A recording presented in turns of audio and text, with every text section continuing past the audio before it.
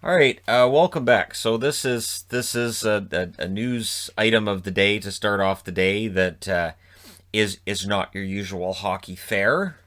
Ranger fans being abruptly jolted out of whatever they were doing today to be told that Artemi Panarin is leaving the team and taking a leave of absence, and of course that's open ended as to how long that's going to be.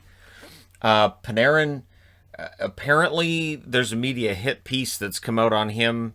Andrei Nazarov, who has opposite political leanings to Artemi Panarin, has come out and said that he beat up some girl or something along those lines. And I'm not getting into the allegations because honestly, it doesn't feel right. And I most Ranger fans, what's interesting is all Ranger fans seem to be united on this being BS.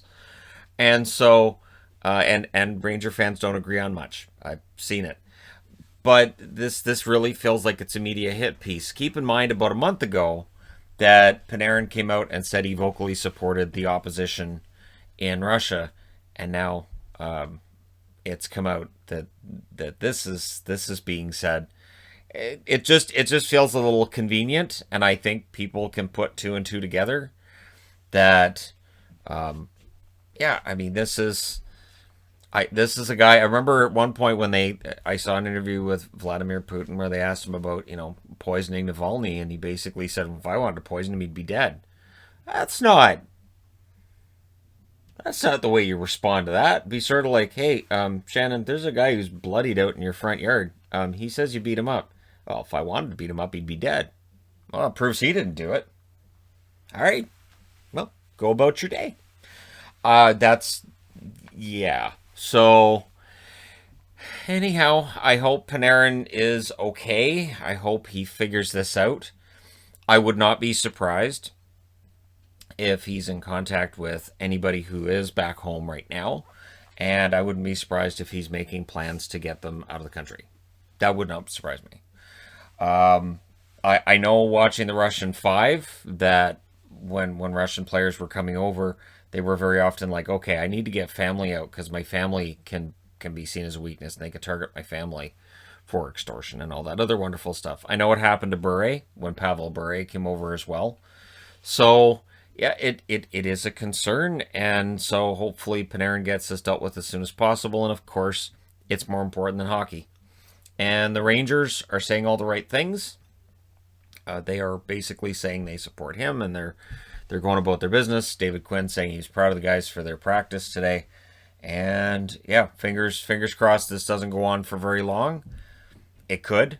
I'm not sure how Panarin figures this out because as we saw with Navalny, as soon as he went home to Russia, he was immediately arrested.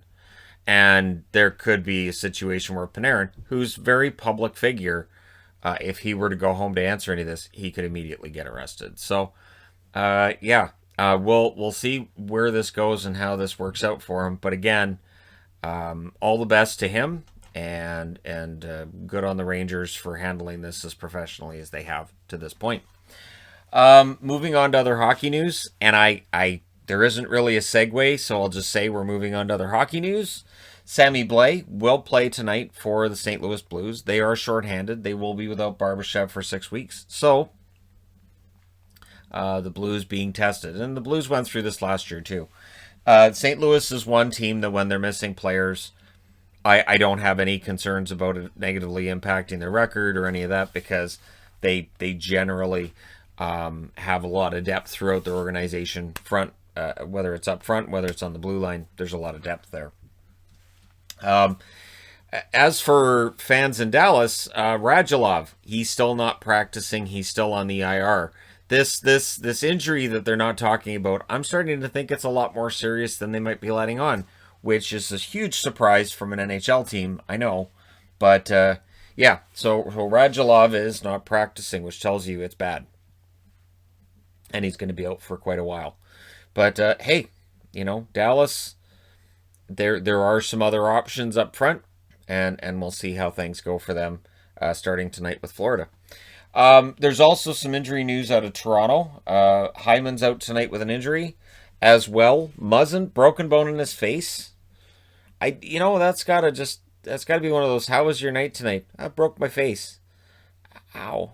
So Thornton's out as well. Thornton's day to day. Every time they say Thornton's out, I feel like they should just say Thornton's out because he's old. He's just, once you're in your 40s, it's kind of like, no, I don't think I'm going to be playing hockey tonight.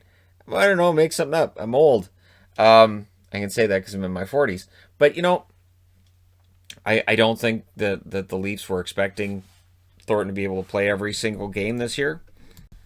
And I would think that especially with it being a condensed schedule, that probably makes that a lot more of an issue. Barabanov's in, Letnin's in, and Patana's in. I think they'll be okay. This does mean that for Toronto fans that want to see more of Mikko Lettinen, now they will.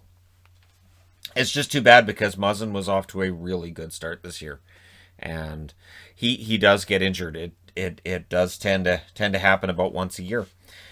Speaking of the injuries that tend to happen for Columbus, a goaltender, Merzlikins. This came out after yesterday's news video was done. Merzlikins is week to week, so Kivlenix may very well end up seeing the net at some point over the next couple of weeks. It means Korpisalo is going to play a lot. Of course, Merzlikins got hurt in the last game and immediately left.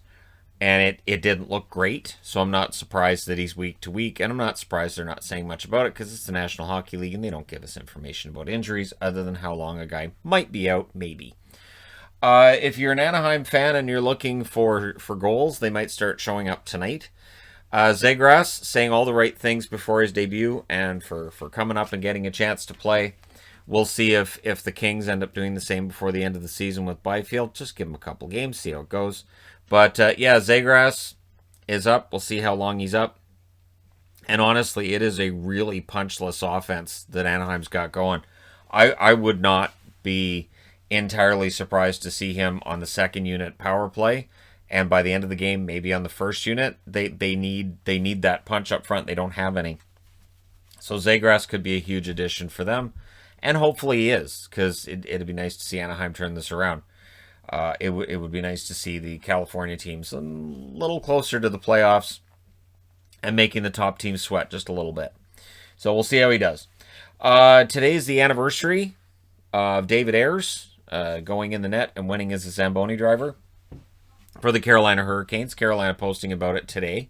And a lot of different sports sites posting about it today as well. Because it was a remarkable story. And it is interesting that was a year ago today. It was something that I remember I did a video specifically about that before doing the review because it felt like it was such a huge story. And there were people who tried to downplay it at the time and said, this really isn't a big deal. I don't know why you're doing a video just about that. It's not a big deal. And the video was the most viewed video I had all week. So it does happen where we get these big events. There will always be somebody that goes, nah, I don't really care. Well, a lot of people do. And so David Ayres is still, he's kind of a folk hero. He's not at the Dusty Gooch level. Nobody's at that level. And I think everybody would admit that. But yeah, I mean, it's quite the story. And so for Carolina, today's the anniversary. And there are even people in the comment section on Twitter saying, well, if we could make that a holiday, I'm not going to disagree. I'm not going to disagree that Zamboni Driver Day should be a day. That should be a day. Zamboni drivers, I don't know, maybe they make an extra 10% that day. Just spitballing. But anyways, there you go. It's been 1 year to the day since he won that game over Toronto. I have to laugh at this too. I saw this on Twitter today. So Alex Pietrangelo was mic'd up during that game against Colorado. And he sees Nathan MacKinnon coming in, and he says, oh boy. And that's it, right? And I'm sure if he wasn't mic'd up, he wouldn't have said, oh boy. He would have said something else. And MacKinnon goes in and snipes one. And there's all these people on Twitter going, oh, if I was out there against MacKinnon, if that was me, I would have done a bunch of Cliff Clavens. No.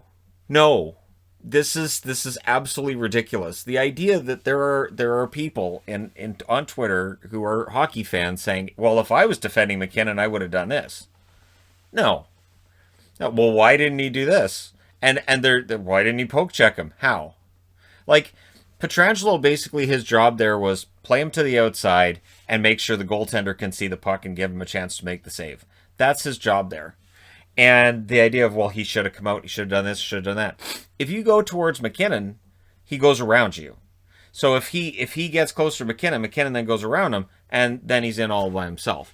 He still scored anyways, but it was from a pretty tough angle to score, and it was a goal scorer's goal. Most guys wouldn't get. So I love that on the internet when people are like, well, I would have done this. What? No, we just need to just cut that out. There are times where I'll do reviews and I'll say I'm not sure what a defenseman was thinking on this play, but the play happens very, very fast. So sometimes I get told I'm too nice about players. Now this guy sucks. Why won't Shannon just admit this guy sucks? Because they're in the National Hockey League. So there are varying degrees of good players. There really aren't crap players, and I have to salute Brad Marchand for going around the internet and calling out people that say stuff like this. He wasn't in this one because it doesn't involve the Bruins. I think he only cares if it involves the Bruins. But yeah, the whole if I was Pietrangelo against Nathan McKinnon, really, all right. So apparently, if teams want to know how to stop Nathan McKinnon from scoring goals and points, just ask the internet. They'll tell them. Yeah, all right.